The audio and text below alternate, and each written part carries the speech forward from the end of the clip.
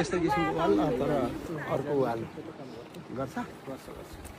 दर्शक बिनहरू तपाईहरु यति बेला हेर्दै हुनुहुन्छ ज्ञानेन्द्र साई सहित इन्जिनियरहरूको टोलीले जुम्ला जाजरकोट सडक खण्ड अन्तर्गत त्रिवेणीदेखि टोप्ला हुँदै नदै डाब दर्शन गरी कुसेको लेकसम्म स्थलगत अनुगमन गर्नुभएको छ भने अनुगमनका क्रममा त्रिवेणी टोप्ला खण्डमा पर्ने साना आयोजनाहरू अन्तर्गत सडक निर्माण तथा स्तर उन्नतिको काम तीव्र गतिमा भइरहेको पाइएको छ। उक्त क्षेत्रमा थप काम अघि बढाउन आवश्यक बजेट माग गर्ने तयारी गरिएको जानकारी प्राप्त भएको छ। त्यसैगरी टोप्लादेखि इमिल्चासम्मको सडक स्तर उन्नतिका लागि करिब 16 करोड रुपैयाँ बराबरको ठेक्का प्रक्रिया पनि सुरु हुन लागेको बताइएको छ। इमिल्चा खोलामा पनि नयाँ पुल निर्माण गर्नुपर्ने अवस्था रहेको उल्लेख गरिएको छ। साथै टोप्ला बुढाबाडा र इमिल्चा क्षेत्रमा सञ्चार सेवाको पहुँच विस्तार गर्न नयाँ नेपाल टेलिकमको टावर स्थापना गर्नुपर्ने आवश्यकता उल्याइएको छ। हैन यस्तो किसिमको वाल तर अर्को वाल गर्छ।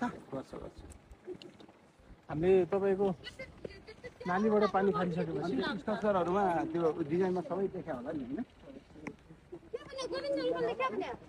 अब